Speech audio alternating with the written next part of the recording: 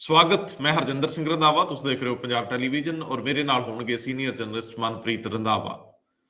ਸਾਡੇ ਐਸਟੀਓ ਤਾਏ ਦਾ ਪੁੱਤ ਭਲਵਾਨ ਅਕਸਰ ਇਹ ਤਕੀਆ ਕਲਾਮ ਵਰਤਦਾ ਹੁੰਦਾ ਸੀ ਕਿ ਅਸੀਂ ਤਾਂ ਜਮਾ ਜਲੇਬੀ ਵਾਂਗ ਸਿੱਧੇ ਹਾਂ। ਮੈਨੂੰ ਰਾਜਨੀਤੀ ਦੇ ਵਿੱਚ ਵੀ ਉਹ ਜਲੇਬੀ ਵਰਗਾ ਸਿੱਧਾਪਣ ਨਜ਼ਰ ਆਉਂਦਾ ਹੈ ਜਦੋਂ ਈਡੀ ਦੀਆਂ ਰੇਡਸ ਨੂੰ ਕਈ ਅਰਥਾਂ ਤੋਂ ਸਮਝਣ ਦੀ ਯਤਨ ਕਰਦੇ ਆ। ਬੀਤੇ ਦਿਨਾਂ ਦੇ ਵਿੱਚ ਭਾਜਪਾ ਦੇ ਇੱਕ ਵੱਡੇ ਆਗੂ ਨੇ ਕਿਹਾ ਸੀ ਵੀ ਹੁਣ ਵੱਡੇ ਨਹੀਂ ਛੋਟੇ ਭਰਾ ਬਣ ਕੇ ਆ ਜਾਓ, ਤੇ ਇਧਰਲੇ ਨੇ ਕਿਹਾ ਸੀ ਨਹੀਂ, ਨਾ ਵੱਡੇ ਬਣਨਾ ਨਾ ਛੋਟੇ ਬਣਨਾ, ਕਿਤੇ ਇੰਜਤ ਨਹੀਂ, ਅਗਲੇ ਕਹਿੰਦੇ ਸਭ ਕੁਝ ਹੀ ਬਣਾ ਕੇ ਛੱਡਾਂਗੇ। ਆਉਂਦੇ ਦਿਨਾਂ ਦੇ ਵਿੱਚ ਵੱਡੀ ਗੱਲ ਨਹੀਂ ਕਿ ਕਿਸੇ ਨਸ਼ੇ ਵਾਲੇ ਮਾਮਲੇ 'ਚ ਵੀ ਕੋਈ ਸੰਮਣ ਹੋ ਜੇ, ਚਾਚੂ ਪੀਣ ਲਈ ਸੱਦ ਲਿਆ ਜਾਵੇ ਤੇ ਫਿਰ ਕੋਈ ਗੱਲ ਮੁੱਕ ਜਾਏ। ਤੇ ਸੱਤਾਧਾਰੀਆਂ ਦੇ ਵਿੱਚ ਜਿਹੜਾ ਰੌਲਾ ਪਿਆ ਉਹ ਨਵਜੋਤ ਸਿੰਘ ਸਿੱਧੂ ਨੂੰ ਲੈ ਕੇ ਅਣਸੁਰੱਖਿਅਤ ਮਹਿਸੂਸ ਕਰਦੇ ਆ ਕਿ ਜੇਕਰ ਸਿੱਧੂ ਚਲੇ ਜਾਂਦੇ ਆ, ਜਿਵੇਂ ਉਹਨਾਂ ਅਲਟੀਮੇਟਮ ਦਿੱਤਾ ਕਿ ਜੇਕਰ ਤੁਸੀਂ ਡਰੱਗ ਕੇਸਿਸ ਤੇ ਬਾਕੀ ਮਾਮਲਿਆਂ 'ਚ ਮੇਰੀ ਨਾ ਮੰਨੀ, ਜਨਤਕ ਨਾ ਹੋਈਆਂ ਰਿਪੋਰਟਾਂ, ਤੇ ਮੈਂ ਜੀਵਨ ਦਾ ਤੇ ਲਾ ਦਿਆਂਗਾ, ਭੁੱਖ ਹੜਤਾਲ ਤੇ ਬਹਿ ਜਾਵਾਂਗਾ। ਮਤਲਬ ਜੇ ਸਿੱਧੂ ਕੋਈ ਏਡਾ ਸਿਰੇ ਦਾ ਸਟੈਪ ਲੈ ਜਾਂਦੇ ਆ, ਉਹ ਪਾਰਟੀ ਚੋਂ ਬਾਹਰ ਕਰਨੇ ਪੈ ਜਾਂਦੇ ਜਾਂ ਚਲੇ ਜਾਂਦੇ ਆ, ਤਾਂ ਬਦਲਵੇਂ ਪ੍ਰਬੰਧਾਂ ਵਜੋਂ ਸੁਨੀਲ ਜਾਖੜ, ਪ੍ਰਤਾਪ ਸਿੰਘ ਬਾਜਵਾ ਨੂੰ ਟੋਹ ਕੇ ਰੱਖੋ। ਸੱਤਾਧਾਰੀਆਂ ਦੇ ਵਿੱਚ ਹੜਕੰਪ ਸੀ ਕਿ ਸਾਡੀਆਂ ਟਿਕਟਾਂ ਨਾ ਕੱਟ ਹੋ ਜਾਣ, ਉਹਦਾ ਵੀ ਬਦਲ ਲੱਭਿਆ ਜਾ ਰਿਹਾ ਕਿ ਸੀਟਾਂ ਦੀ ਅਦਲਾ ਬਦਲੀ ਕਰ ਲਈ ਜਾਵੇ। ਜਿੱਥੇ ਜਿੱਥੇ ਵੀ ਵਿਰੋਧ ਹੈ, ਜਿੱਥੇ ਜਿੱਥੇ ਵੀ ਐਮਐਲਏ ਦਾ ਵਿਰੋਧ ਆ, ਉਹਨੂੰ ਦੂਜੀ ਤੇ ਸ਼ਿਫਟ ਕਰਕੇ ਨਵੇਂ ਲੋਕਾਂ 'ਚ ਉਤਾਰ ਦਿੱਤਾ ਜਾਵੇ ਤਾਂ ਕਿ ਸੱਤਾ ਵਿਰੋਧੀ ਜਿਹੜੀ ਸਥਾਨਕ ਲਹਿਰ ਹੁੰਦੀ ਆ ਉਹਨੂੰ ਰੋਕਿਆ ਜਾ ਸਕੇ। ਜੇ ਇਹਨੂੰ ਥੋੜਾ ਜਿਹਾ ਅੱਗੇ ਵਧਾ ਕੇ ਦੇਖੋਗੇ ਤਾਂ ਪੰਜਾਬ ਦੀ ਰਾਜਨੀਤੀ ਇੰਨੀ ਸਿੱਧੀ ਨਹੀਂ ਜਿੰਨੀ ਸਿਆਸਤਦਾਨ ਸਮਝੀ ਬੈਠਿਆ। ਕਿਸਾਨੀ ਸਮਰਥਨ ਦੇ ਵਿੱਚ ਦਿੱਲੀ ਵੱਲ ਨੂੰ ਵੱਧਦੀਆਂ ਟਰਾਲੀਆਂ ਤੇ ਅੱਧੇ ਅੱਧੇ ਪਿੰਡਾਂ ਦਾ ਖਾਲੀ ਹੋ ਜਾਣਾ ਇਹ ਦਿਖਾਉਂਦਾ ਕਿ ਜੇ ਉਹ ਮੋਰਚਿਆਂ ਤੋਂ ਮੁੜੇ ਰਾਜਨੀਤੀ 'ਚ ਪੈਰ ਰੱਖ ਕੇ ਤਾਂ ਕਈਆਂ ਦੀ ਹਵਾ ਖੁਸ਼ਕ ਹੋ ਜੂ। ਜੇ ਪੰਜਾਬ ਦੀਆਂ ਸੜਕਾਂ ਤੇ ਦੇਖਣਾ ਹੋਵੇ ਤਾਂ ਰਾਜਨੀਤੀ ਨੂੰ ਸਮਝਣ ਲਈ ਪੰਜਾਬ ਦੇ ਲੋਕਾਂ ਨੇ ਸ਼ਾਇਦ ਇਹ ਮੰਨ ਲਿਆ ਕਿ ਮਗਰਲੇ 1 ਮਹੀਨੇ ਤੋਂ ਇਲਾਵਾ ਸਾਡੇ ਹਿੱਸੇ ਕੱਖ ਨਹੀਂ। ਹੁਣ ਬਾਹ ਮਰੋੜ ਲਓ, ਉਂਗਲ ਟੇਢੀ ਕਰ ਲਓ, ਜਿੱਦਾਂ ਮਰਜ਼ੀ ਕੱਢ ਲਓ, ਇਸੇ 1 ਮਹੀਨੇ 'ਚ ਇਹ ਦੁੱਧ ਦੇਣਾ, ਇਹ ਤੋਕੜ, ਹੁਣ ਮੈਂ ਸ਼ਬਦ ਨਾ ਵਰਤਾਂ, ਇਸੇ 1 ਮਹੀਨੇ ਦੇ ਵਿੱਚ ਨਿਕਲਣਾ। ਜੇ ਜਿਹੜੀ ਮੰਗ ਮਨਾ ਹੁੰਦੀ ਆ, ਜੋ ਕੁਝ ਵੀ ਕਰਾ ਹੁੰਦਾ, ਇਸੇ ਮਹੀਨੇ 'ਚ ਕਰਾ ਲਓ। ਬਹੁਤ ਸਾਰੀਆਂ ਖਬਰਾਂ ਨੇ, ਆਪਾਂ ਲੈਨੇ ਆ ਮਨਪ੍ਰੀਤ ਜੀ ਨੂੰ ਨਾਲ। ਮਨਪ੍ਰੀਤ ਜੀ ਆਏ। ਰੰਧਾਵਾ ਜੀ, ਬਹੁਤ ਬਹੁਤ ਧੰਨਵਾਦ ਤੁਹਾਡਾ। ਮਨਪ੍ਰੀਤ ਜੀ, ਕੇਬਲ ਕਾਰੋਬਾਰ ਨਾਲ ਜੁੜੇ ਵੱਡੇ ਕਾਰੋਬਾਰੀ ਗੁਰਦੀਪ ਜੁਝਾਰ ਦੀਆਂ ਕਈ ਥਾਵਾਂ ਤੇ ਈਡੀ ਦੀ ਰੇਡ ਨੂੰ ਸਿਰਫ ਗੁਰਦੀਪ ਨਾਲ ਹੀ ਜੋੜ ਕੇ ਦੇਖਿਆ ਜਾਵੇ ਜਾਂ ਇਹਦੇ ਕੋਈ ਸਿਆਸੀ ਮਾਇਨੇ ਵੀ ਨੇ? ਰੰਧਾਵਾ ਜੀ, ਬਿਲਕੁਲ ਠੀਕ ਹੈ। ਅਸੀਂ ਅਕਸਰ ਦੇਖਿਆ ਪਿਛਲੇ ਬਹੁਤ ਸਮੇਂ ਤੋਂ, ਖਾਸ ਤੌਰ ਤੇ ਕੇਂਦਰ ਸਰਕਾਰ ਦੀਆਂ ਏਜੰਸੀਆਂ ਜਦੋਂ ਵੀ ਆਪਣੇ ਵਿਰੋਧੀਆਂ ਦੀ ਬਾਹ ਮਰੋੜਨੀ ਹੁੰਦੀ ਆ ਤੇ ਉਹ ਜਿਹੜੀਆਂ ਸਾਰੀਆਂ ਏਜੰਸੀਆਂ ਉਹਨਾਂ ਮਗਰ ਲਾ ਦਿੰਦੀਆਂ। ਮਹਾਰਾਸ਼ਟਰ 'ਚ ਵੀ ਦੇਖਿਆ ਸੀ, ਵੈਸਟ ਬੰਗਾਲ 'ਚ ਵੀ ਦੇਖਿਆ, ਤੇ ਇਹੀ ਚੀਜ਼ ਹੁਣ ਸਾਨੂੰ ਪੰਜਾਬ ਦੇ ਵਿੱਚ ਨਜ਼ਰ ਆ ਰਹੀ ਹੈ। ਇਸ ਤੋਂ ਪਹਿਲਾਂ ਆਪਾਂ ਗੁਰਦੀਪ ਸਿੰਘ ਹੋਣਾ ਦੀ ਗੱਲ ਕਰੀਏ, ਤੁਸੀਂ ਸ਼੍ਰੋਮਣੀ ਅਕਾਲੀ ਦਲ ਦੇ ਐਮਐਲਏ ਮਨਪ੍ਰੀਤ ਸਿੰਘ ਇਆਲੀ ਦੀ ਗੱਲ ਕਰ ਲਓ। ਤੁਹਾਨੂੰ ਯਾਦ ਹੋਣਾ, ਉਹਨਾਂ ਦੇ ਵੀ ਲਗਾਤਾਰ ਘਰ ਛਾਪੇ ਪੈਂਦੇ ਰਹੇ 2 ਦਿਨ। ਤੇ ਹੁਣ ਤੁਸੀਂ ਦੇਖੋ, ਇਹ ਗੁਰਦੀਪ ਸਿੰਘ ਹੋਣਾ ਦੇ, ਤੁਹਾਨੂੰ ਪਤਾ, ਫਾਸਟਵੇਅ ਤੋਂ ਲੈ ਕੇ ਟਰਾਂਸਪੋਰਟ ਬਿਜ਼ਨਸ ਤੋਂ ਲੈ ਕੇ ਤੇ ਫਿਰ ਰੀਅਲ ਸਟੇਟ ਬਿਜ਼ਨਸ ਇਹ ਸ਼ਾਮਲ ਨੇ। ਇਹਨਾਂ ਦੇ ਘਰੇ 8 ਜਾਂ ਹੋਰ ਇਲਾਕਿਆਂ ਤੇ ਦਫ਼ਤਰਾਂ ਤੇ 8 ਜਗ੍ਹਾ ਛਾਪੇ ਪੈਣੇ। ਤੇ ਇਸ ਤੋਂ ਇਲਾਵਾ ਜਿਹੜੀਆਂ ਟੀਮਾਂ ਆਈਆਂ ਸੀ, ਤੁਸੀਂ ਦੇਖੋ ਰੰਧਾਵਾ ਜੀ, ਇਹ ਟੀਮਾਂ ਚੰਡੀਗੜ੍ਹ ਤੋਂ ਸੀ, ਇਹ ਟੀਮਾਂ ਜਲੰਧਰ ਤੋਂ ਸੀ, ਤੇ ਫਿਰ ਜੰਮੂ ਕਸ਼ਮੀਰ ਤੇ ਦਿੱਲੀ ਤੋਂ ਵੀ ਸੀ। ਯਾਨੀ ਕਿ 4 ਵੱਖਰੀਆਂ ਵੱਖਰੀਆਂ ਥਾਵਾਂ ਤੋਂ ਟੀਮਾਂ ਆਉਂਦੀਆਂ, ਨਾਲ ਸਿਕਿਉਰਿਟੀ ਆਉਂਦੀ ਆ, ਤੇ ਸਾਰੇ ਟਿਕਾਣੇ ਤੇ ਛਾਪੇ ਮਾਰੇ ਜਾਂਦੇ ਆ। ਦੇਖੋ, ਇਹਦਾ ਜਿਹੜਾ ਲਿੰਕ ਆ ਇਹ ਵੀ ਆਪਾਂ ਦੱਸ ਦਈਏ। ਇਹ ਵੀ ਕਿਹਾ ਜਾ, ਹਾਲਾਂਕਿ ਈਡੀ ਨੇ ਇਹਦੀ ਕੋਈ ਅਧਿਕਾਰਕ ਤੌਰ ਤੇ, ਕੋਈ ਰਸਮੀ ਤੌਰ ਤੇ ਕੋਈ ਪ੍ਰੈਸ ਕਾਨਫਰੰਸ ਕਰਕੇ ਕਿਸੇ ਨੂੰ ਜਾਣਕਾਰੀ ਨਹੀਂ ਦਿੱਤੀ, ਲੇਕਿਨ ਜਿਹੜੀਆਂ ਜਾਣਕਾਰੀਆਂ ਉਹ ਨਿਕਲਦੀਆਂ, ਕਈ ਵਾਰੀ ਜਾਣਬੁੱਝ ਕੇ ਲੀਕ ਕੀਤੀਆਂ ਜਾਂਦੀਆਂ ਤਾਂ ਕਿ ਜਿਹੜਾ ਹੈ ਉਹਨਾਂ ਨੂੰ ਕੁਝ ਰਿਕਾਰਡ ਤੇ ਕਹਿਣਾ ਵੀ ਨਾ ਪਵੇ ਤੇ ਮੀਡੀਆ ਦੇ ਵਿੱਚ ਉਹ ਚੀਜ਼ਾਂ ਛਾਇਆ ਵੀ ਹੋ ਜਾਣ। ਹੁਣ ਇਹ ਕਿਹਾ ਜਾ ਰਿਹਾ ਕਿ ਇਸ ਦਾ ਜਿਹੜਾ ਸਬੰਧ ਆ, ਉਹ ਤੁਹਾਨੂੰ ਯਾਦ ਹੋਣਾ ਰੰਧਾਵਾ ਜੀ, ਚੀਫ ਇੰਜੀਨੀਅਰ ਹੁੰਦੇ ਸੀ ਗਮਾਡਾ ਦੇ ਸੁਰਿੰਦਰਪਾਲ ਸਿੰਘ ਪਹਿਲਵਾਨ ਉਹਨੂੰ ਕਿਹਾ ਜਾਂਦਾ ਸੀ, ਤੇ ਉਹਨਾਂ ਨੂੰ ਕਰਪਸ਼ਨ ਦੇ ਕੇਸ ਦੇ ਵਿੱਚ ਸੰਨ 2017 ਦੇ ਵਿੱਚ ਗ੍ਰਿਫਤਾਰ ਵੀ ਕੀਤਾ ਸੀ। ਉਹਨਾਂ ਦੀਆਂ ਲਗਭਗ ਉਸ ਟਾਈਮ ਕਿਹਾ ਜਾਂਦਾ ਸੀ 92 ਪ੍ਰਾਪਰਟੀਆਂ ਨੇ, ਵੱਖਰੀਆਂ ਵੱਖਰੀਆਂ, 1200 ਕਰੋੜ ਰੁਪਏ ਦੀ ਕੀਮਤ ਕਿਹਾ ਜਾਂਦਾ ਸੀ ਉਹਨਾਂ ਦੀ ਹੈ।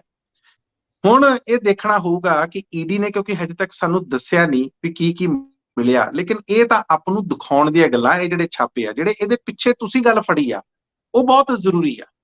ਕਿ ਇੱਕ ਤਰ੍ਹਾਂ ਦੀ ਲੱਗਦਾ, ਜਦੋਂ ਜਨਰਲ ਸਕੱਤਰ ਭਾਜਪਾ ਦੇ ਕਹਿੰਦੇ ਆ ਕਿ ਆਜੋ ਛੋਟੇ ਭਰਾ ਬਣ ਕੇ ਸਾਡੇ ਨਾਲ, ਤੁਹਾਨੂੰ ਪਤਾ ਭਾਰਤੀ ਜਨਤਾ ਪਾਰਟੀ ਦੇ ਚਾਹੇ ਇਹ ਜਿਹੜੇ ਖੇਤੀ ਕਾਨੂੰਨ ਵਾਪਸ ਲੈ ਲਏ ਆ, ਪ੍ਰਧਾਨ ਮੰਤਰੀ ਨਰਿੰਦਰ ਮੋਦੀ ਉਹਨਾਂ ਨੇ ਪਹਿਲਾਂ ਐਲਾਨ ਕੀਤਾ, ਫਿਰ ਕੈਬਨਿਟ 'ਚ ਪਾਸ ਕਰ ਦਿੱਤਾ, ਤੇ ਹੁਣ ਤੁਹਾਨੂੰ ਪਤਾ ਪਾਰਲੀਮੈਂਟ ਦਾ 29 ਤਰੀਕ ਨੂੰ 29 ਨਵੰਬਰ ਨੂੰ ਸੈਸ਼ਨ ਆ, ਉਦੋਂ ਇਹ ਹੋ ਹੀ ਜਾਣਾ ਤੇ ਪਹਿਲ ਦੇ ਆਧਾਰ ਤੇ ਇਹਨੂੰ ਕਰਨਾ।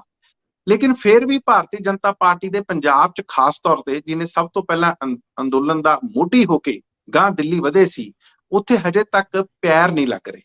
ਤੇ ਭਾਰਤੀ ਜਨਤਾ ਪਾਰਟੀ ਨੂੰ ਵੀ ਲੱਗਦਾ ਕਿ ਕਿਸੇ ਨਾ ਕਿਸੇ ਤਰ੍ਹਾਂ ਜਿਹੜੇ ਸ਼੍ਰੋਮਣੀ ਅਕਾਲੀ ਦਲ ਦੇ ਜੇ ਸਾਡੇ ਨਾਲ ਆ ਜੇ ਤੇ ਸ਼ਾਇਦ ਸਾਡੀ ਦੁਬਾਰਾ ਗੱਲ ਬਣ ਜੇ।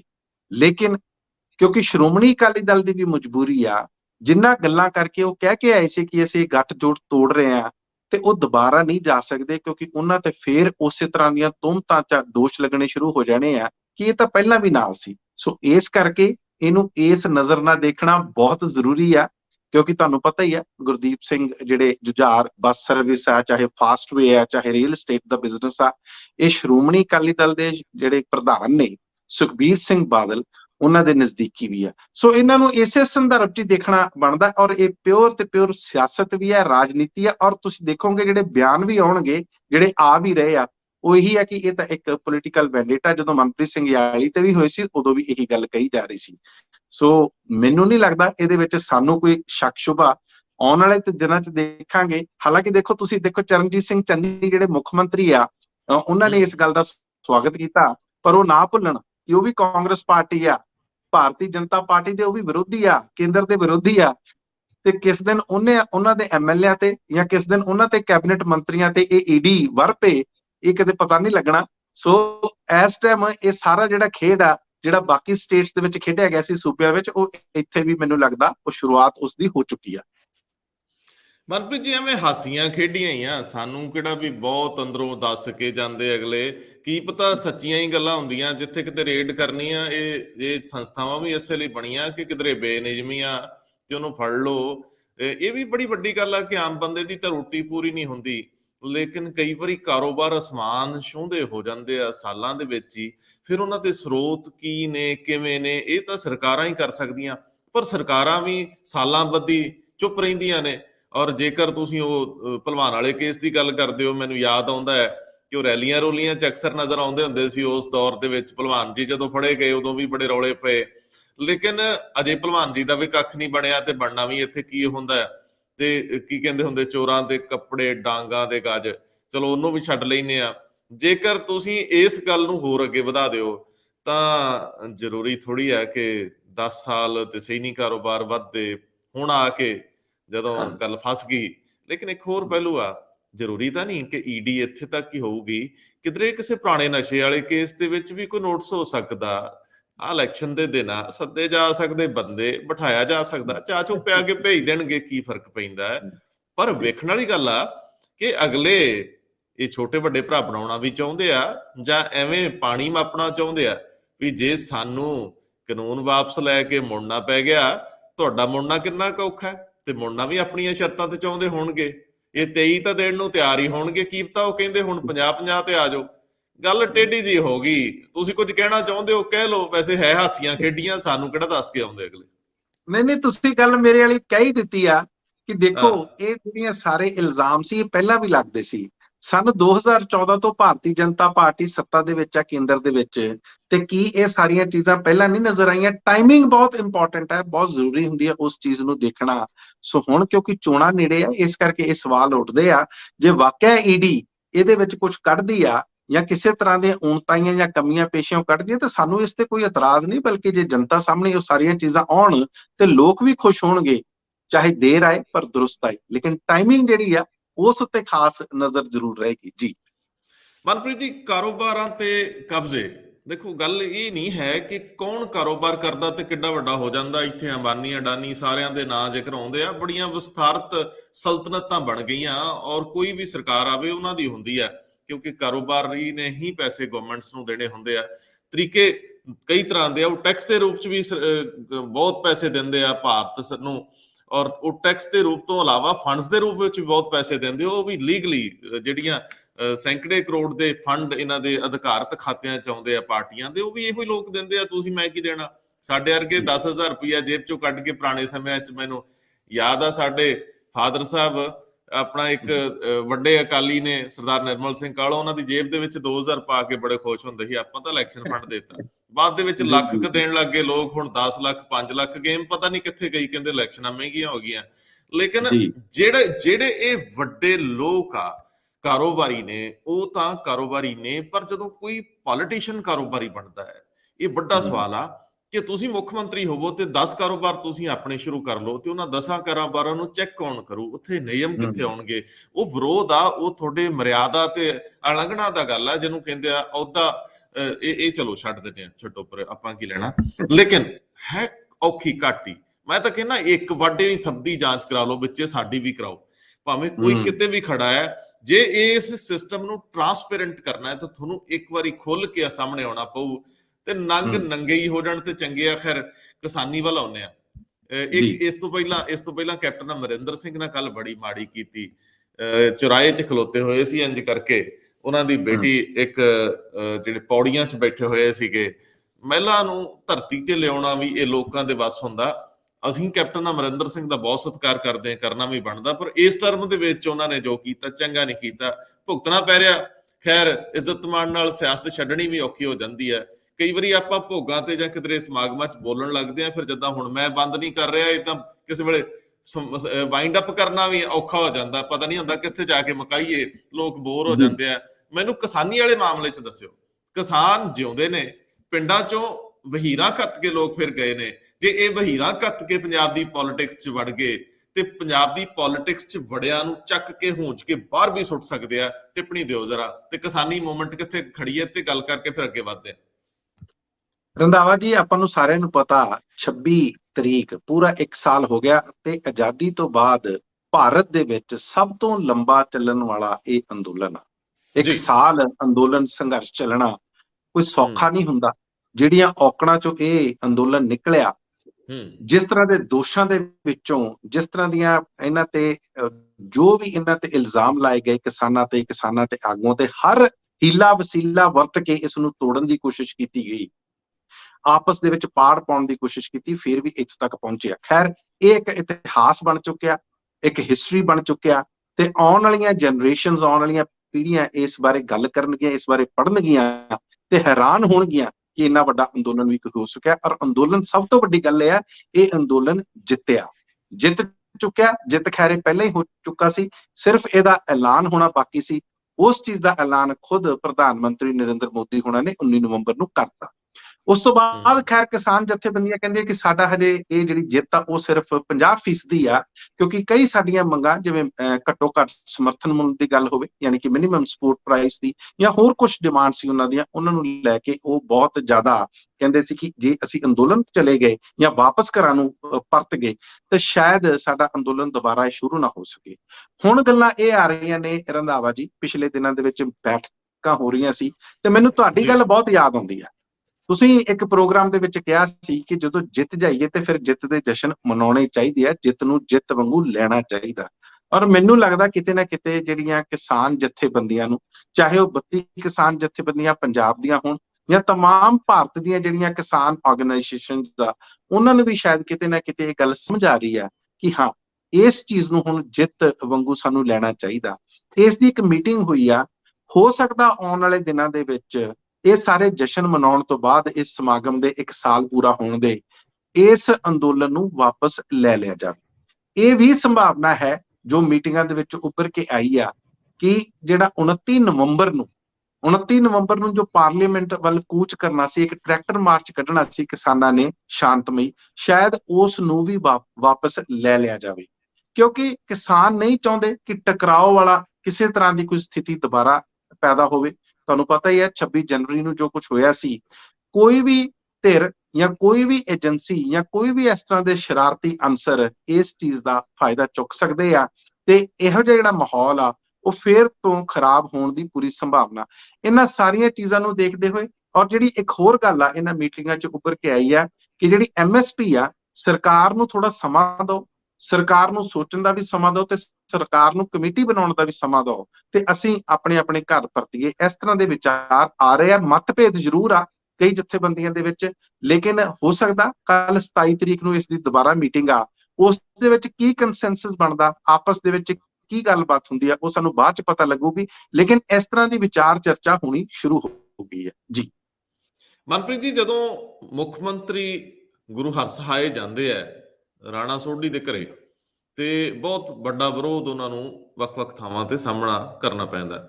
ਜੇਕਰ ਤੁਸੀਂ ਪੰਜਾਬ ਦੀ ਇੱਕ ਸਰਸਰੀ ਝਾਤ ਮਾਰੋ, ਇਸ ਵੇਲੇ ਕੋਈ ਵੀ ਧਿਰ ਐਸੀ ਨਹੀਂ ਜਿਹੜੀ ਅੰਦੋਲਨ 'ਚ ਨਹੀਂ ਗਈ, ਜਿਹੜੀ ਸੜਕਾਂ ਤੇ ਨਹੀਂ ਗਈ, ਜਾਂ ਜਿਹੜੀ ਮੰਤਰੀਆਂ ਦੇ ਘਰਾਂ ਮੂਹਰੇ ਨਹੀਂ। ਪ੍ਰਗਟ ਸਿੰਘ ਨੂੰ ਤਾਂ ਬਹੁਤ ਹੀ ਮੁਸ਼ਕਲ ਆ ਰਹੀ ਸੀ। ਹੁਣ ਕੇਜਰੀਵਾਲ ਮੇਰੇ ਖਿਆਲ ਮੁਹਾਲੀ ਦੇ ਵਿੱਚ ਅੱਜ ਹੀ ਉਹਨਾਂ ਨੂੰ ਮਿਲਣ ਆ ਰਹੇ ਆ, ਜਿਹੜੇ ਬੇਰੁਜ਼ਗਾਰ ਯੂਨੀਅਨ ਹੈ ਉਹਦੇ ਆਗੂਆਂ ਨੂੰ। ਇਹ ਬੜੀ ਅਜੀਬ ਕਿਸਮ ਦੀ ਰਾਜਨੀਤੀ ਆ। ਔਰ ਮੈਂ ਪਹਿਲਾਂ ਜਿਵੇਂ ਜ਼ਿਕਰ ਕੀਤਾ ਹੈ ਕਿ ਇੰਜ ਲੱਗਦਾ ਪੰਜਾਬ ਦੇ ਲੋਕ ਇਹ ਪੋਲੀਟੀਸ਼ੀਅਨਸ ਦੇ ਉੱਤੇ ਹੁਣ ਭਰੋਸਾ ਨਹੀਂ ਕਰਦੇ। ਇੱਕ ਬੇਭਰੋਸਗੀ ਦਾ ਜਿਹੜਾ ਵਾਤਾਵਰਨ ਹੈ ਉਹਨੇ ਬਹੁਤ ਵਿਸਥਾਰ ਲੈ ਲਿਆ ਕਿ ਇਸੇ ਮਹੀਨੇ 'ਚ ਜੋ ਮਿਲਿਆ ਬਾਅਦ 'ਚ ਕਿਹਨੇ ਪੁੱਛਣਾ। ਤੇ ਜਦੋਂ ਇਸ ਤਰ੍ਹਾਂ ਦਾ ਇੱਕ ਮਨ ਦੇ ਵਿੱਚ ਸੰਕਲਪ ਉਸਰ ਆਵੇ, ਉਦੋਂ ਫਿਰ ਚੀਜ਼ਾਂ ਅਣਸਖਾਵੀਆਂ ਹੋ ਜਾਂਦੀਆਂ, ਅਨਾਰਕੀ ਵੀ ਕਿਸ ਵੇਲੇ ਹੋ ਜਾਂਦੀ ਆ। ਉਦੋਂ ਇਹੋ ਜਿਹੇ ਮੌਕਿਆਂ ਤੇ ਪੁਲਿਸ ਦੀ ਸਖਤੀ ਵੀ ਹਾਕਮਾਂ ਨੂੰ ਕਰਨੀ ਮਹਿੰਗੀ ਪੈਂਦੀ। ਔਰ ਬੜੀ ਵਾਰੀ ਉਹ ਕਹਿੰਦੇ ਆ ਕਿ ਨਾ ਸਖਤੀ ਕਰੋ, ਤਰੀਕੇ ਨਾਲ ਸਾਰ ਲਓ। ਪੁਲਿਸ ਲਈ ਬਹੁਤ ਔਖਾ ਹੋਇਆ ਪਿਆ, ਪ੍ਰਸ਼ਾਸਨ ਲਈ ਬਹੁਤ ਔਖਾ ਹੋਇਆ ਪਿਆ। ਇਹੋ ਜਿਹੇ ਚ ਕਈ ਅਣਸਖਾਵੀਆਂ ਘਟਨਾਵਾਂ ਵਾਪਰਨ ਦਾ ਖਦਸ਼ਾ ਬਣਿਆ ਰਹਿੰਦਾ। ਆਪਸ ਵਿੱਚ ਉਲਝ ਕੇ ਕਿਸੇ ਦੀ ਜਾਨ ਵੀ ਜਾ ਸਕਦੀ ਆ। ਲੇਕਿਨ ਪੂਰੇ ਪੰਜਾਬ ਦੇ ਵਿੱਚ ਇਸ ਤਰੀਕੇ ਨਾਲ ਜੋ ਵਾਪਰ ਰਿਹਾ, ਇਹਨੂੰ ਕਿੰਨਾ ਅੱਖਰਾਂ 'ਚ ਬਿਆਨ ਕਰੋਗੇ? ਹੁਣ ਸਾਰਿਆਂ ਨੂੰ ਨੌਕਰੀਆਂ ਨਹੀਂ ਮਿਲ ਸਕਦੀਆਂ, ਸਾਰਿਆਂ ਦੀਆਂ ਸਾਰੀਆਂ ਮੰਗਾਂ ਪੂਰੀਆਂ ਨਹੀਂ ਹੋ ਸਕਦੀਆਂ। ਸਰਕਾਰ ਕਰਨ ਤੋਂ ਕੁਝ ਵੀ ਅਸਮਰਥ ਆ, ਸਖਤੀ ਉਹ ਕਰ ਨਹੀਂ ਸਕਦੇ, ਗੱਲ ਉਹ ਮੰਨ ਨਹੀਂ ਸਕਦੇ, ਕਿਉਂਕਿ ਖਜ਼ਾਨੇ 'ਚ ਪੈਸੇ ਹੈ ਨਹੀਂ। ਆਪਾਂ ਕਿਸ ਤਰ੍ਹਾਂ ਦੇ ਵਿਰੋਧ ਦੇ ਢੇਰ ਤੇ ਆ? ਕਿੱਥੇ ਖੜੇ ਆਪਾਂ? ਕਿੱਧਰ ਜਾਵਾਂਗੇ? ਕਿਹੜੇ ਰਾਹ ਨੇ? ਰੰਧਾਵਾ ਜੀ, ਮੈਨੂੰ ਯਾਦ ਆ ਜਦੋਂ ਨਵੇਂ-ਨਵੇਂ ਚਰਨਜੀਤ ਸਿੰਘ ਚੰਨੀ ਮੁੱਖ ਮੰਤਰੀ ਬਣਦੇ ਆ ਤੇ ਆਪਣੀ ਪਹਿਲੀ ਪ੍ਰੈਸ ਕਾਨਫਰੰਸ ਦੇ ਵਿੱਚ ਉਹ ਗੱਲ ਕਰਦੇ ਆ, ਕਹਿੰਦੇ ਜਿੰਨੇ ਵੀ ਕਰਮਚਾਰੀ ਆ ਜਿਹੜੇ ਇਸ ਟਾਈਮ ਹੜਤਾਲ ਤੇ ਆ, ਜਾਂ ਇਸ ਤਰ੍ਹਾਂ ਦੇ ਲੋਕ ਜਿਹੜੇ ਹਜੇ ਤੱਕ ਪੱਕੇ ਨਹੀਂ ਹੋਏ, ਵਾਪਸ ਆ ਜਾਓ, ਨੌਕਰੀਆਂ ਤੇ ਵਾਪਸ ਆ ਜਾਓ, ਤੇ ਜਿਹੜੇ ਨਹੀਂ ਪੱਕੇ ਹੈ ਜਾਂ ਜਿਹੜੇ ਕੰਟਰੈਕਟ ਤੇ ਆ, ਅਸੀਂ ਉਹਨਾਂ ਨੂੰ ਪੱਕੇ ਕਰਾਂਗੇ। ਮੈਂ ਗੱਲਬਾਤ ਕਰਾਂਗੇ ਤੇ ਗੱਲਬਾਤ ਨਾਲ ਕਿਹੜਾ ਮਸਲਾ ਹੱਲ ਨਹੀਂ ਹੋ ਸਕਦਾ। ਇੱਕ ਬੜਾ ਵਧੀਆ ਪੋਜ਼ਿਟਿਵ ਮੈਸੇਜ ਲੱਗਦਾ ਸੀ ਗਿਆ, ਤੇ ਲੱਗਦਾ ਸੀ ਬਹੁਤ ਜਲਦੀ ਇਹ ਸਾਰੀਆਂ ਸਮੱਸਿਆਵਾਂ ਦਾ ਹੱਲ ਹੋ ਜਾਊਗਾ। ਮੈਨੂੰ ਲੱਗਦਾ ਲੇਕਿਨ ਜਿਹੜੀਆਂ ਸਮੱਸਿਆਵਾਂ ਪਿਛਲੇ ਕਈ ਸਾਲਾਂ ਤੋਂ ਪੈਦਾ ਹੋਈਆਂ, ਉਹ ਏਦਾਂ ਨਹੀਂ ਵੀ ਮਹੀਨੇ ਜਾਂ ਦਿਨਾਂ 'ਚ ਖਤਮ ਹੋ ਜਾਣੀਆਂ। ਉਹਦੇ ਲਈ ਇੱਕ ਲਗਾਤਾਰ ਗੱਲਬਾਤ ਜ਼ਰੂਰੀ ਆ, ਲਗਾਤਾਰ ਇੱਕ ਫਾਈਨੈਂਸ਼ੀਅਲ ਪਲਾਨ ਜ਼ਰੂਰੀ ਆ, ਜਿਹੜਾ ਕਦੇ ਕਿਸੇ ਵੀ ਸਿਆਸਤਦਾਨ ਨੇ ਇਸ ਤੇ ਕਦੇ ਗੌਰ ਨਹੀਂ ਕੀਤਾ। ਮੁਫਤ ਰਿਓੜੀਆਂ ਵੱਢੀ ਜਾਣੀਆਂ ਜਾਂ ਮੁਫਤ ਚੀਜ਼ਾਂ ਦੇਈ ਜਾਣੀਆਂ, ਐਲਾਨ ਤਾਂ ਹੋਈ ਜਾਂਦੇ ਨੇ, ਤੇ ਨਾਲ ਤੁਸੀਂ ਜਿਵੇਂ ਪਹਿਲਾਂ ਹੀ ਇਹ ਕਹਿਤਾ ਕਿ ਇਹਦੇ ਨਾਲ ਸਾਡੇ ਖਜ਼ਾਨੇ ਵੀ ਖਾਲੀ ਹੋ ਰਹੇ ਆ। ਦੇਖੋ, ਜਦੋਂ ਨਵਜੋਤ ਸਿੰਘ ਸਿੱਧੂ ਬਾਰ-ਬਾਰ ਆਪਣੀ ਸਰਕਾਰ ਨੂੰ ਧਿਆਨ ਦਿਵਾਉਂਦੇ ਨੇ ਕਿ ਦੇਖੋ ਭਾਈ, ਆਪਣੇ ਖਜ਼ਾਨੇ ਵੱਲ ਧਿਆਨ ਰੱਖੋ, ਆਪਣੇ ਤੁਸੀਂ ਖੁਦ ਦੇ ਜਿਹੜੇ ਐਕਸਪੈਂਡੀਚਰ ਆ, ਖਰਚੇ ਉਹ ਘਟਾਓ, ਟੈਕਸ ਰੈਵਨਿਊ ਦੇ ਵਿੱਚ ਵਾਧਾ ਕਰੋ, ਤੇ ਇੱਕ ਚੰਗੀ ਸੋਚ ਦੇ ਨਾਲ ਇਸ ਜਿਹੜੀ ਆਰਥਿਕਤਾ ਇਹਨੂੰ ਅੱਗੇ ਵਧਾਓ। ਦੇਖੋ, ਉਹਨਾਂ ਦੀਆਂ ਗੱਲਾਂ ਵਿੱਚ ਕਈ ਵਾਰੀ ਬਹੁਤ ਵਜ਼ਨ ਲੱਗਦਾ, ਔਰ ਇਹਦੇ ਵਿੱਚ ਕੋਈ ਸ਼ੱਕ ਨਹੀਂ, ਤੇ ਹਰ ਵਾਰੀ ਕਿਸੇ ਨਾ ਕਿਸੇ ਸਰਕਾਰ ਨੂੰ ਇਸ ਤੇ ਧਿਆਨ ਦੇਣਾ ਪਊਗਾ। ਜਿੱਥੋਂ ਤੱਕ ਅਰਵਿੰਦ ਕੇਜਰੀਵਾਲ ਦੀ ਤੁਸੀਂ ਗੱਲ ਕੀਤੀ ਆ, ਤੁਸੀਂ ਦੇਖੋ ਆਉਂਦੇ ਨੇ ਉਹ ਤੇ ਆਪਣਾ ਦਿੱਲੀ ਮਾਡਲ ਪੰਜਾਬ ਦੇ ਵਿੱਚ ਉਹ ਵੇਚਣਾ ਚਾਹੁੰਦੇ ਆ। ਉਹ ਕਈ ਵਾਰੀ ਇਹ ਵੀ ਕਹਿੰਦੇ ਆ ਕਿ ਇੱਥੇ ਤਾਂ ਕੋਈ ਨਕਲੀ ਜਿਹੜਾ ਹੈ ਉਹ ਕੇਜਰੀਵਾਲ ਤੁਰਿਆ ਫਿਰਦਾ। ਲੇਕਿਨ ਅਰਵਿੰਦ ਕੇਜਰੀਵਾਲ ਹੋਣਾ ਤੇ ਮੈਨੂੰ ਇਹ ਵੀ ਪਤਾ ਕਿ ਦਿੱਲੀ ਯੂਨੀਵਰਸਿਟੀ ਦੇ ਨਾਲ ਜਿਹੜੇ ਐਫੀਲੀਏਟਡ ਕਾਲਜਸ ਆ, ਉੱਥੋਂ ਦੇ ਟੀਚਰਸ ਨੂੰ ਕਈ ਮਹੀਨਿਆਂ ਤੋਂ ਤਨਖਾਹਾਂ ਨਹੀਂ ਮਿਲੀਆਂ। ਉਸ ਬਾਰੇ ਉਹ ਜ਼ਿਕਰ ਨਹੀਂ ਕਰਦੇ। ਉਹਨਾਂ ਦੇ ਆਪਣੇ ਮੁਹੱਲਾ ਕਲੀਨਿਕਸ ਜਿਨ੍ਹਾਂ ਨੂੰ ਉਹ ਮਾਡਲ ਬਣਾ ਕੇ ਪੇਸ਼ ਕਰਦੇ ਆ, ਕਈ ਥਾਵਾਂ ਤੇ ਉਹਨਾਂ ਦਾ ਬੁਰਾ ਹਾਲ ਹੈ, ਕਈ ਬੰਦ ਹੋ ਚੁੱਕਿਆ, ਉਸ ਬਾਰੇ ਉਹ ਗੱਲ ਨਹੀਂ ਕਰਦੇ। ਤੁਹਾਨੂੰ ਇਹ ਵੀ ਪਤਾ ਕਿ ਪੰਜਾਬ ਦੇ ਵਿੱਚ ਦੇਖੋ ਸੂਚਨਾਵਾਂ ਜਿਹੜੀਆਂ ਉਹ ਚਾਰੋਂ ਪਾਸੇ ਟਰੈਵਲ ਕਰਦੀਆਂ। ਅਰਵਿੰਦ ਕੇਜਰੀਵਾਲ ਹੋਣਾ ਦਾ ਜਦੋਂ ਸਿਟੀਜ਼ਨ ਅਮੈਂਡਮੈਂਟ ਐਕਟ ਦੇ ਪ੍ਰੋਟੈਸਟ ਹੋ ਰਹੇ ਸੀ ਉੱਥੇ ਸ਼ਾਹੀਨ ਬਾਗ ਦੇ ਵਿੱਚ, ਉਹਨਾਂ ਦੇ ਨਾਲ ਨਾ ਖੜੇ ਹੋਣਾ, JNU ਜਵਾਹਰ ਲਾਲ ਨਹਿਰੂ ਯੂਨੀਵਰਸਿਟੀ ਦੇ ਵਿੱਚ ਹਿੰਸਾ ਹੁੰਦੀ ਆ, ਆਪਣੇ ਸਟੂਡੈਂਟਸ ਦੇ ਨਾਲ ਜਾ ਕੇ ਨਾ ਖੜਾ ਹੋਣਾ। ਤੇ ਰੀਸੈਂਟਲੀ ਤੁਹਾਨੂੰ ਪਤਾ ਹੋਣਾ ਇੱਕ ਬੈਠਕ ਹੋਈ ਸੀ ਉਹਨਾਂ ਦੀ ਕਿਸਾਨਾਂ ਦੇ ਨਾਲ, ਤੇ ਉਹਨਾਂ ਨੇ ਕਿਹਾ ਸੀ ਕਿ ਤੁਸੀਂ ਆਪਣੀ ਜਿਹੜਾ ਸਟੈਂਡ ਆ ਉਹ ਸਪਸ਼ਟ ਕਰੋ ਕਿ ਤੁਹਾਡਾ ਕੀ ਸਟੈਂਡ ਹੈ ਜੰਮੂ ਕਸ਼ਮੀਰ ਤੇ, ਉਹਦੇ ਵਿੱਚੋਂ ਉੱਠ ਕੇ ਭੱਜ ਜਾਣਾ। ਤੇ SYL ਤੇ ਵੀ ਦੋਹਰੇ ਮਾਪਦੰਡ ਅਪਣਾਉਣੇ। ਕਈ ਚੀਜ਼ਾਂ ਤੇ ਜਦੋਂ ਅਰਵਿੰਦ ਕੇਜਰੀਵਾਲ ਪੰਜਾਬ ਆਉਂਦੇ ਨੇ ਤੇ ਉਹ ਐਕਸਪੋਜ਼ ਹੁੰਦੇ ਨੇ। ਹੁਣ ਇਸ ਚੀਜ਼ ਨੂੰ ਸਿਰਫ ਇਹੀ ਕਹਿ ਦੇਣਾ ਕਿ ਆ ਕੇ ਜਿਹੜੇ ਬੇਰੁਜ਼ਗਾਰ ਅਧਿਆਪਕ ਆ ਜਾਂ ਉਹਨਾਂ ਦੀ ਜਾ ਕੇ ਸਿੰਪਥੀ ਜਾਂ ਸਹਾਨੂਭੂਤੀ ਤੁਸੀਂ ਜਾ ਕੇ ਲੈਣ ਦੀ ਕੋਸ਼ਿਸ਼ ਕਰਦੇ ਹੋ ਕਿਉਂਕਿ ਚੋਣਾਂ ਨੇੜੇ ਆ, ਮੈਨੂੰ ਲੱਗਦਾ ਕਿ ਲੋਕ ਹੁਣ ਇਹਨਾਂ ਚੀਜ਼ਾਂ ਤੋਂ ਬਹੁਤ ਅੱਗੇ ਵੱਧ ਚੁੱਕੇ ਆ। ਔਰ ਇੱਕ ਚੀਜ਼ ਕਿਸਾਨਾਂ ਨੇ ਜਿਹੜਾ ਇਹ ਆਪਣਾ ਇੰਨਾ ਵੱਡਾ ਅੰਦੋਲਨ ਕਰਕੇ ਉਹ ਵੀ ਲੋਕਾਂ ਨੂੰ ਦਿਖਾਤੀ ਹੈ ਕਿ ਆਪਣੇ ਹੱਕਾਂ ਲਈ ਲੰਬੇ ਤੌਰ ਤੇ ਕਿੱਦਾਂ ਲੜਨਾ ਤੇ ਲੈਣੇ ਕਿਸ ਤਰ੍ਹਾਂ। ਜੀ ਮਨਪ੍ਰੀਤ ਜੀ, 3 ਖਬਰਾਂ ਮੈਂ ਇਕੱਠੀਆਂ ਇੱਕੋ ਵਾਰੀ ਚ ਲੈਣ ਲੱਗਿਆ। ਸਭ ਤੋਂ ਪਹਿਲਾਂ, ਸੁਨੀਲ ਜਾਖੜ ਨੂੰ ਦੂਜੀ ਵਾਰੀ ਹਰੀਸ਼ ਚੌਧਰੀ ਮਨਾਉਣ ਪਹੁੰਚਿਆ। ਇਹਦਾ ਕਾਰਨ ਕੁਝ ਵੀ ਹੋਵੇ, ਸਾਫ਼ ਤੌਰ ਤੇ ਮੰਨਿਆ ਜਾ ਰਿਹਾ ਕਿ ਜੇ ਨਵਜੋਤ ਸਿੰਘ ਸਿੱਧੂ ਕਿਸੇ ਪੱਧਰ ਤੇ ਬਗਾਵਤ ਕਰ ਜਾਂਦੇ ਤਾਂ ਸਾਡੇ ਕੋਲ ਬਦਲਵੀਂ ਲੀਡਰਸ਼ਿਪ ਦੇ ਰੂਪ 'ਚ ਇੱਕ ਤੋਂ ਵੱਧ ਚਿਹਰੇ ਹੋਣੇ ਚਾਹੀਦੇ ਆ। ਅਜੇ ਤੱਕ ਸੁਨੀਲ ਜਾਖੜ ਨੇ ਇੱਕ ਬਹੁਤ ਹੀ ਹਾਮੀ ਨਹੀਂ ਭਰੀ, ਪਰ ਸਾਡੇ ਸਰੋਤ ਦੱਸਦੇ ਆ ਕਿ ਉਹ ਬਹੁਤਾ ਅੜਨ ਦੇ ਮੂਡ 'ਚ ਵੀ ਨਹੀਂ ਹਾਮੀ ਭਰ ਦੇਣਗੇ। ਹੁਣ ਕਿਸ ਅਹੁਦੇ ਤੇ ਆਉਂਦੇ ਆ, ਉਹ ਕੰਪੇਨ ਕਮੇਟੀ ਦੇ ਚੇਅਰਮੈਨ ਬਣਦੇ ਆ ਜਾਂ ਕਿਸੇ ਹੋਰ ਨਾਲ ਜ਼ਿੰਮੇਵਾਰੀ ਦੇ ਉੱਤੇ ਮੰਨਦੇ ਆ, ਇਹ ਦੇਖਣਾ ਹੋਊਗਾ। ਇੱਕ ਹੋਰ ਮੇਰੇ ਕੋਲ ਜਾਣਕਾਰੀ ਹੈ ਕਿ ਇਸੇ ਤਰੀਕੇ ਨਾਲ ਪ੍ਰਤਾਪ ਸਿੰਘ ਬਾਜਵਾ ਨੂੰ ਵੀ ਮੇਨ ਧਾਰਾ ਚ ਲਿਆਉਣ ਦੀ ਕੋਸ਼ਿਸ਼ ਕੀਤੀ ਜਾ ਰਹੀ ਹੈ ਤਾਂ ਕਿ ਜਿਹੜੇ ਵੱਡੇ ਲੀਡਰ ਆ ਉਹ ਲੋੜ ਪੈਣ ਤੇ ਵਰਤੇ ਜਾ ਸਕਣ ਕੰਪੇਨ ਦੇ ਵਿੱਚ, ਔਰ ਖਾਸ ਤੌਰ ਤੇ ਖਿੱਤਿਆਂ ਦੀ ਰਾਜਨੀਤੀ 'ਚ ਪ੍ਰਤਾਪ ਸਿੰਘ ਬਾਜਵਾ ਨਾਲ ਵੀ ਇਸ ਤਰ੍ਹਾਂ ਦੀ ਗੱਲ ਅੱਗੇ ਵਧਾਈ ਜਾਊਗੀ ਜਾਂ ਜਿਹੜੇ ਪਰਦੇ ਪਿਛਲੇ ਚੈਨਲ ਆ ਉਹ ਸ਼ੁਰੂ ਕੀਤੇ ਜਾ ਚੁੱਕੇ ਆ। ਔਰ ਤੀਜੀ ਗੱਲ, ਜਿਹੜਾ ਇੱਕ ਰੌਲਾ ਪੈ ਗਿਆ ਸੀ ਕਿ ਸਰਵੇਆਂ ਦੇ ਆਧਾਰ ਤੇ ਬਹੁਤ ਸਾਰੇ ਐਮਐਲਏ ਦੀ ਟਿਕਟ ਕੱਟਣ ਦਾ, ਉਹਦੇ ਵਿੱਚ ਜਿੰਨੀ ਹਾਹਾਕਾਰ ਮੱਚੀ, ਜਿੰਨਾ ਰੌਲਾ ਪਿਆ ਜਾਂ ਜਿੰਨੀ ਅੰਦਰ ਰੋਸ ਪੈਦਾ ਹੋਇਆ, ਉਹਨੂੰ ਨਜਿੱਠਣ ਲਈ ਸੰਬੰਧਿਤ ਐਮਐਲਏ ਦੇ ਨਾਲ ਗੱਲਬਾਤ ਚਲਾਈ ਗਈ ਹੈ ਕਿ ਇਹਦਾ ਬਦਲਵਾਂ ਪ੍ਰਬੰਧ ਕਰ ਸਕਦੇ ਆ, ਹਲਕੇ ਬਦਲ ਕੇ। ਜਿੱਥੇ ਜਿੱਥੇ ਐਂਟੀ ਇਨਕੰਬੈਂਸੀ ਹੈ, ਜਿੱਥੇ ਜਿੱਥੇ ਲੋਕਾਂ ਦਾ ਵਿਰੋਧ ਆ ਸੱਤਾ ਦੇ ਖਿਲਾਫ, ਉੱਥੇ ਇਸ ਮਾਹੌਲ ਨੂੰ ਬਦਲਣ ਲਈ ਕੈਂਡੀਡੇਟ ਬਦਲਤਾ ਜਾਵੇ, ਲੇਕਿਨ ਕੈਂਡੀਡੇਟ ਨੂੰ ਡ੍ਰੌਪ ਨਾ ਕੀਤਾ ਜਾਵੇ, ਦੂਜੇ ਹਲਕੇ 'ਚ ਸ਼ਿਫਟ ਕਰਤਾ ਜਾਵੇ। ਸੋ ਕਾਂਗਰਸੀਆਂ ਦੇ ਵਿੱਚ ਇਸ ਗੱਲੋਂ ਥੋੜਾ ਜਿਹਾ ਚਾਅ ਵੀ ਹੈ ਤੇ ਡਰ ਵੀ ਹੈ ਕਿ ਕਿਤੇ ਮੇਰੇ ਨਾਲ ਜੱਗੋਂ ਤੇਰ ਵੀ ਨਾ ਹੋ ਜੇ। ਇੱਕ ਹਲਕੇ ਤੋਂ ਦੂਜੇ ਹਲਕੇ ਦੇ ਵਿੱਚ ਸ਼ਿਫਟ ਕਰਨ ਦੀ ਕਵਾਇਦ ਤੇ ਉੱਤੇ ਮੱਥਾ ਪੱਚੀ ਸ਼ੁਰੂ ਹੋ ਚੁੱਕੀ ਆ। ਸਾਰੇ ਖੁਸ਼ ਨੇ ਕਿ ਜਿਹੜੇ ਨਾਰਾਜ਼ ਨੇ ਆਪਣੇ, ਉਹਨਾਂ ਨੂੰ ਮਨਾਉਣ ਦੇ ਹੱਥ ਪੈਰ ਜੋੜਨ ਦੀ ਲੋੜ ਨਹੀਂ ਪਊਗੀ ਤੇ ਨਵੇਂ ਹਲਕਿਆਂ ਦੇ ਵਿੱਚ ਜਾ ਕੇ ਸਾਰੀਆਂ ਧਿਰਾਂ ਨੂੰ ਤੋਰਿਆ ਜਾ ਸਕਦਾ। ਇਸੇ ਤਰ੍ਹਾਂ ਅਕਾਲੀ ਦਲ ਦੇ ਵਿੱਚ ਵੀ ਕਈ ਪੱਖ ਨੇ, ਪਰ ਸੱਤਾਧਾਰੀਆਂ ਦੀਆਂ ਤਿੰਨੇ ਗੱਲਾਂ ਇਕੱਠੀਆਂ ਕਰਕੇ ਟਿੱਪਣੀ ਦੇ ਦਿਓ।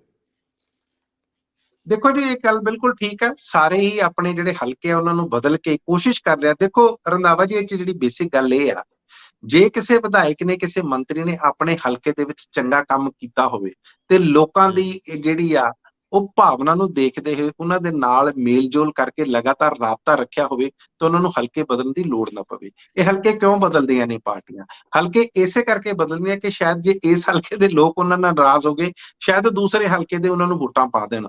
ਦੇਖੋ, ਲੋਕਾਂ ਨੂੰ ਇਸ ਚਲਾਕੀ ਨੂੰ ਵੀ ਸਮਝਣਾ ਪਊਗਾ। ਹੁਣ ਰੁਪਿੰਦਰ ਕੌਰ ਰੂਪੀ ਆ, ਜਿਹੜੇ ਆਮ ਆਦਮੀ ਪਾਰਟੀ ਤੋਂ ਆਏ ਆ, ਉਹ ਬਠਿੰਡਾ ਰੂਰਲ ਸੀਟ ਤੋਂ ਆਉਂਦੇ ਆ ਤੇ ਉਹਨਾਂ ਨੂੰ ਕਹਿੰਦੇ ਆ ਕਿ ਤੁਸੀਂ ਸ਼੍ਰੀ ਮੁਕਤਸਰ ਸਾਹਿਬ ਚਲੇ ਜਾਓ ਤੇ ਮਲੋਟ ਤੋਂ ਲੜ ਲਓ।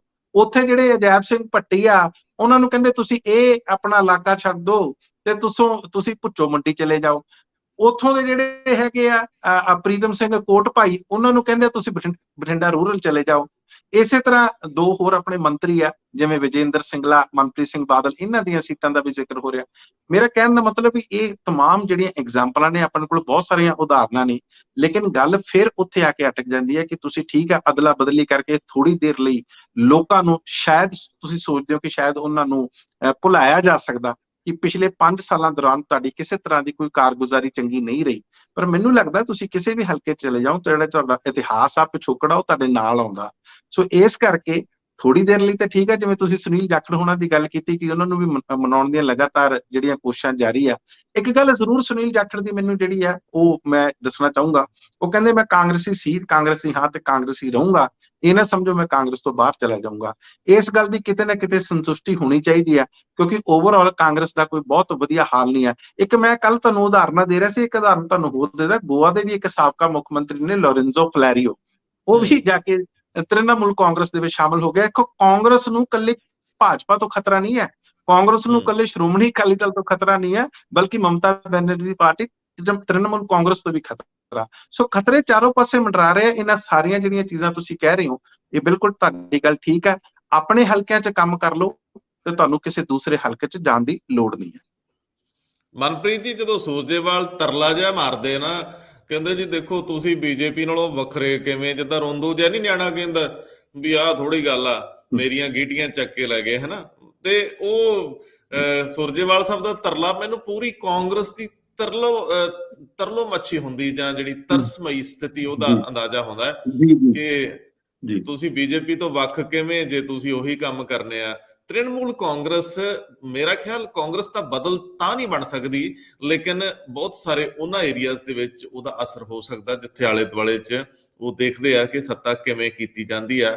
ਰਾਹੁਲ ਗਾਂਧੀ ਨੂੰ ਆਤਮ ਮੰਥਨ ਦੀ ਲੋੜ ਆ, ਟੱਬਰ ਨੂੰ ਇੱਕ ਵਾਰੀ ਫਿਰ ਬਹਿਣਾ ਚਾਹੀਦਾ ਸਿਰ ਜੋੜ ਕੇ ਕਿ ਐਵੇਂ ਜਮਾ ਜੋੜ ਨਾਲ ਗੱਲ ਨਹੀਂ ਬਣਨੀ, ਨਿੱਠ ਕੇ ਕੰਮ ਕਰਨੇ ਪੈਣੇ, ਨੀਤੀ ਬਣਾ ਕੇ ਤੁਰਨਾ ਪੈਣਾ ਕਿ ਤੁਹਾਡੀ ਸੋਚ ਕੀ ਸੀ, ਤੁਸੀਂ ਕਿਸ ਜੜ ਨਾਲ ਜੁੜੇ ਸੀ, ਤੁਸੀਂ ਜੜ ਨਾਲੋਂ ਟੁੱਟ ਕੇ ਕਿੱਦਾਂ ਅੱਗੇ ਵਧੇ, ਜਾਂ ਮੌਕਾ ਬਾ ਮੌਕਾ ਤੁਸੀਂ ਆਪਣੇ ਆਪ ਨੂੰ ਬਦਲਿਆ ਕਿਉਂ ਨਹੀਂ। ਬਹੁਤ ਮਿਹਰਬਾਨੀ, ਬਹੁਤ ਧੰਨਵਾਦ। ਬਹੁਤ ਬਹੁਤ ਧੰਨਵਾਦ ਤੁਹਾਡਾ ਰੰਧਾਵਾ ਜੀ।